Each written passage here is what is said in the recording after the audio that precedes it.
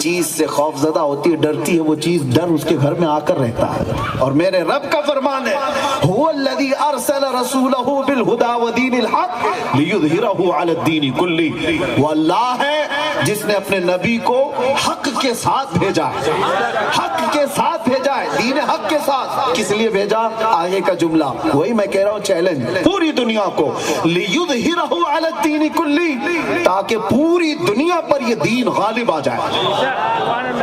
اور 1400 سال سے اب تک وہ وقت آیا نہیں، دین کا غلبہ پوری دنیا پر اب تک ہوا نہیں۔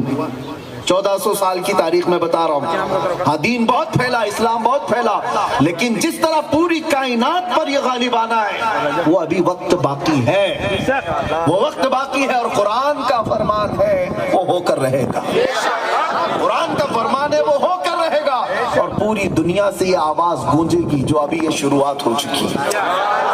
یہی میں کہہ رہا ہوں، جس تار کو تم نے چھیڑا ہے اب یہ بڑھتا چلا جائے گا، اب یہ صرف آوازیں نہیں بجلیاں بن جائیں گی، اب یہ صرف ہوا نہیں طوفان بن جائیں گے۔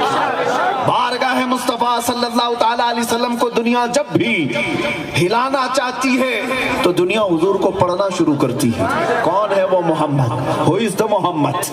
حضور پاک صلی اللہ تعالیٰ علیہ وسلم کو جب پڑھنا شروع کرتے ہیں تو نام میں اتنا اثر ہے، اتنا اثر ہے کہ پاگلوں کو اچھے ہوتا دیکھا گیا ہے، اور پھر بدعقیدوں کو اللہ تعالیٰ ہدایت عطا فرمائے گا، جو دور تھے وہ بھی قریب آ جائیں گے۔ میرے ساتھ کا ایک واقعہ میلاد کے موقع پر ایک نوجوان نے 12 ربیع الاول شریف کو مجھ سے پوچھا تھا کوئی ایسا کام بتائیں جو حضور کی بارگاہ میں ہدیے کے طور پر میں آج پیش کروں، تحفے کے طور پر پیش کروں۔ میں نے اس سے کہا تھا حضور کے بہت سارے اخلاق ہیں، اس میں سے کوئی ایک سنت پر عمل کرو۔ دیکھو ہم اسٹیشن پر تھے، ریلوے اسٹیشن پر، اس نوجوان سے کہا جا کسی غریب کا یا کسی بوڑھے کا، کمزور کا بوجھ اٹھا لے، سامان اٹھا لے، اس لیے کہ مکہ میں میرے آقا اس کام میں مشہور تھے، حضور پاک بوڑھوں کا بوجھ اٹھاتے تھے۔ وہ نوجوان گیا، ایک خاتون اتر رہی تھی 2 بڑی تھیلیاں لے کر کے، اس کے پاس جا کر کہتا ہے مجھے تمہارا سامان اٹھا کر لے جانا ہے۔ اس نے کہا کیا تم کولی ہو، تم سامان اٹھانے والے ہو، تمہارے پاس کوئی آئی ڈی ہے؟ اس نے کہا نہیں میں کولی نہیں ہوں، میں پیشے سے وہ کام کرنے والا نہیں، لیکن بس آپ کا سامان اٹھانا چاہتا ہوں۔ وہ گھبرا گئی، کہیں چور اچکا تو نہیں جو سامان لے گا اور بھاگ جائے گا۔ اس نوجوان نے کہا نہیں آپ ڈرو مت، آج میرے پروفٹ محمد صلی اللہ تعالیٰ علیہ وسلم کی پیدائش کا دن ہے، اور میرے نبی کے اخلاق تھے، ان کی سنت تھی، وہ بوڑھوں کا بوجھ اٹھاتے تھے، اور میں چاہتا ہوں کہ ان کی ادا پر عمل کر کے ان کی روح کو خوش کروں، ان کی بارگاہ میں ہدیہ پیش کروں۔ وہ خاتون خوش ہو گئی، نان مسلم تھی، نان مسلم خاتون تھی، اس نے دونوں شاپر دے دی، دونوں تھیلیاں دی۔